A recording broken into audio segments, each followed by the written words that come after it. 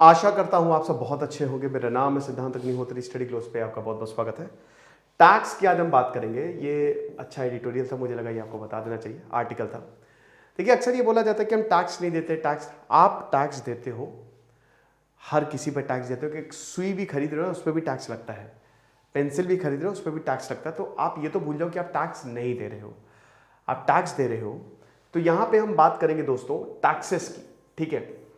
अब जैसे बोला जाता है कि जैसे अगर हम अपने टैक्सेस की बात करें तो एक है इनडायरेक्ट टैक्स और एक है हमारे डायरेक्ट टैक्स। डायरेक्ट टैक्स आपका इनकम टैक्स हो गया, कॉर्पोरेशन टैक्स हो गया।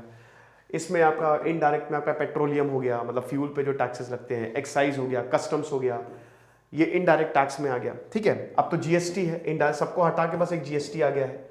जीएसटी पे ही टैक्स, पेट्रोलियम अलग यहाँ पे रखा गया है, पेट्रोल जो है वो जीएसटी के। तो अभी फिलहाल जीएसटी लगता है, गुड्स एंड सर्विसेज, और आपका डायरेक्ट टैक्स लगता है, दो है ना। तो अब दो तरीके के टैक्स है, कर हैं।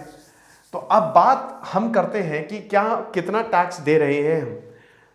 देखिए यहां पे एक तरफ है इनडायरेक्ट पेट्रोलियम जिससे सबसे ज्यादा सरकार कमाती है, दूसरा है आपका इनडायरेक्ट टैक्स, ठीक है। टैक्सेस ऑन पेट्रोलियम और इनडायरेक्ट टोटल देखिए आप। अब अगर इनडायरेक्ट पेट्रोल भी इसी में ही आ जाएगा, क्योंकि आप डायरेक्टली तो दे नहीं रहे हो। डायरेक्ट मतलब डायरेक्टली जो जिसमें सरकार आपसे डायरेक्ट पैसा ले लेती है, जैसे इनकम टैक्स से डायरेक्ट काट लेगी, ठीक है।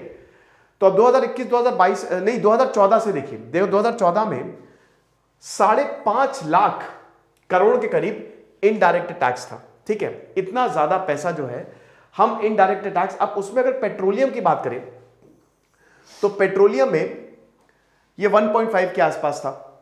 अब 2015-16 में आइए 7.1 लाख करोड़, और देन आता है 2.1 लाख करोड़, इसमें पेट्रोलियम का था पूरा का पूरा, ठीक है।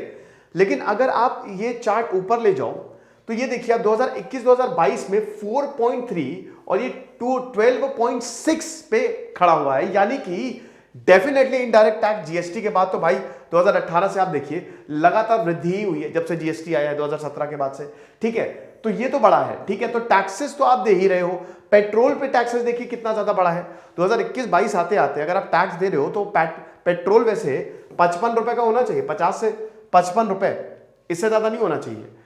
अगर खाली रॉ कमीशन आप सारे टैक्सेस हटा दो तब तो 35-40 रुपए, मैक्सिमम 40। लेकिन टैक्सेस लग लग के वो यहां पे आ जाता है। तो पहली बार तो आप पेट्रोल पे देखिए टैक्स अच्छा खासा दे रहे हो, और यही इनडायरेक्ट टैक्स भी लगातार बढ़ रहा है। First point. सेकेंड पॉइंट आइए आप देखते हैं। ये देखिए पेट्रोल का शेयर कितना ज्यादा 2014 में कहां था और आज 2021 आते आते कहां। अब देखिए आप बोलेंगे कि सर ये तो बहुत ऊपर चला गया था, ठीक है। ये 38% के आसपास, पहले शेयर जो है वो 24%, आज पेट्रोलियम का शेयर दोस्तों 34%। टोटल टैक्सेस इनडायरेक्ट टैक्सेस में 34% तो खाली पेट्रोल है, 34%। तो सरकार का रेवेन्यू यहां से बहुत ज्यादा आता है। मेन चार्ट हमारे ये है, सबसे इंपॉर्टेंट। ये देखिए मेन चार्ट। अब देखिए कॉर्पोरेशन टैक्स है और ये आपका इनडायरेक्ट, ये डायरेक्ट हो गए corporation tax, taxes on income, ठीक है। अब देखिए मेजर इनडायरेक्ट टैक्सेस को देखिए आप, है ना।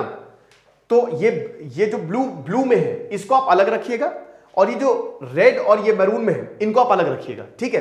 ये दोनों डायरेक्ट टैक्सेस है, corporation tax, taxes on income.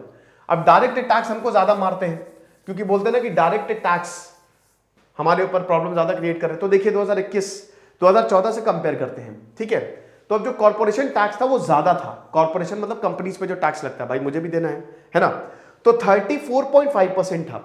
अब ये आते आते आते आते 25.2% हो गया। पेन का मैं कलर चेंज कर देता हूं तो ज्यादा अच्छे से और समझ में आएगा, ठीक है।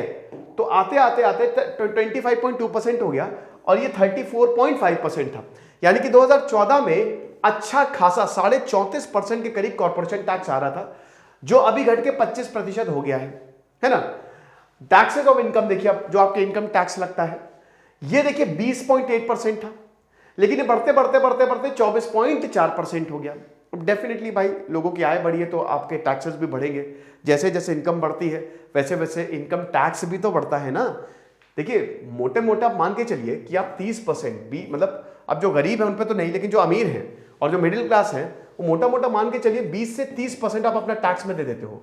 अगर आप 100 रुपए कमा रहे हो तो 20 रुपए, या आप सुपर अमीर हो तो 30 रुपए आप दे दोगे सरकार को, ठीक है। इसी से, और पहले जमाने में भी यही था, 1/3 टैक्स लगता था, है ना, ये चीज, और वही अभी तक चला आ रहा है।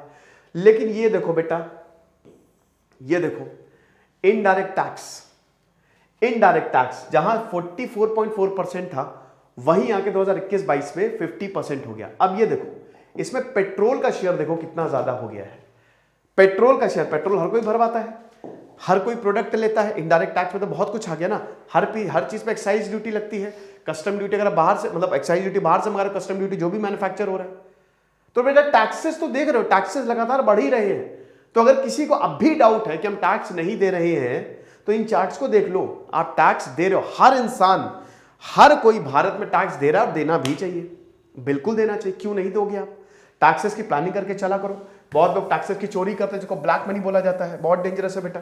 टैक्सेस की प्लानिंग करिए, इन्वेस्ट करिए। सरकार को भी बहुत सारी, अभी जैसे पीपीएफ है, एनपीएस है, मुझे लगता है सरकार को भी कुछ ऐसी बढ़िया स्कीम लानी चाहिए जिससे टैक्सेस बच सके और लोग जो है ना इन्वेस्ट करें। सरकार का ये रहता है कि टैक्सेस आप बचाइए, यहाँ इन जगहों पे इन्वेस्ट करिए, यहाँ पे आप इन्वेस्ट करेंगे, आपके पैसे भी इन्वेस्टेड हैं, हमको भी पैसा मिल गया और आपका टैक्स भी बच रहा है ना। इंश्योरेंस लेके रखिए। टैक्स प्लानिंग बहुत ज्यादा जरूरी है। तो आई होप समझ में आया होगा ये सब चीजें आपको। दिस इज सिद्धांत अग्निहोत्री साइनिंग ऑफ।